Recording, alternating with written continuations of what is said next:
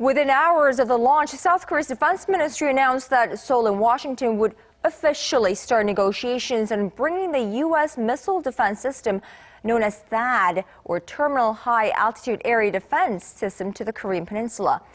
Our national defense correspondent Kim Hyun is live at Seoul's defense ministry.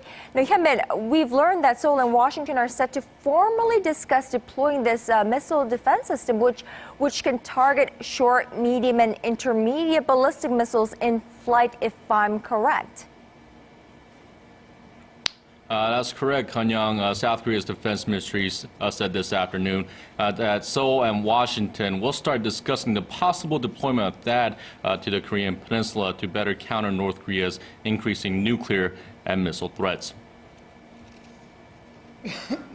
To better counter North Korea's increasing threats, South Korea and the U.S. have agreed to enhance our missile defense and will officially discuss the possibility of deploying THAAD to the Korean peninsula.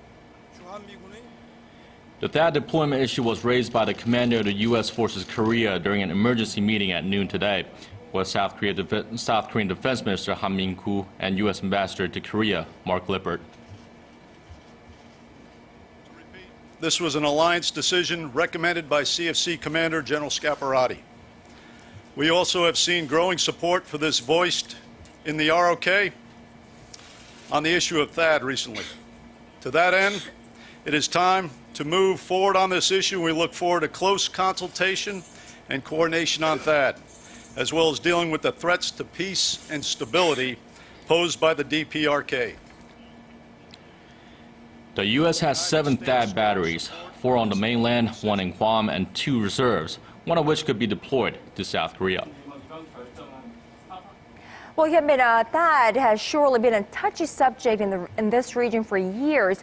What is so significant about the missile U.S. defense system, and why has it been such a sensitive topic?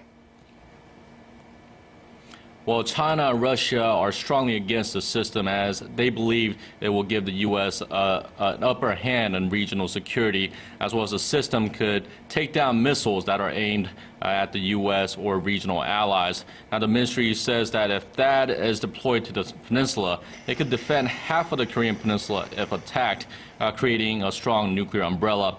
The ministry added that THAAD can not only take down ICBMs, but also Scud, Rodong, and Mustan missiles. THAAD is also equipped with the state-of-the-art X-band radar with a range of up to 1,200 kilometers, meaning most of China's key cities, including Beijing, will be exposed. Now, China's foreign minister expressed deep concern about the rocket launch, but urged the U.S. to take other countries' security interests and regional peace and security issues into consideration. Now, for the past few years, Hyun, South Korea has been saying it'll develop its own missile defense system.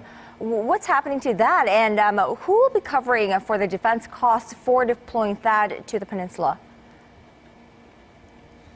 Well, the ministry says it will keep on developing the Korea air and missile defense, and that is a separate issue from the THAAD deployment. And the ministry reiterated that KMD is a low-altitude missile defense system, making it the last tier of aerial defense, and pointed out it is only able to cover a small area. Now, THAAD, on the other hand, is a high-altitude aerial defense system that could cover a large chunk of the Korean peninsula.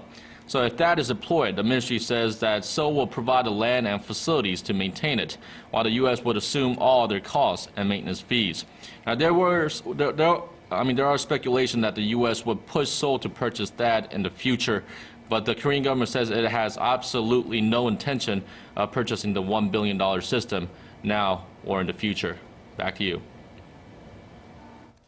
That was our Kim Hyun at the National Defense Ministry.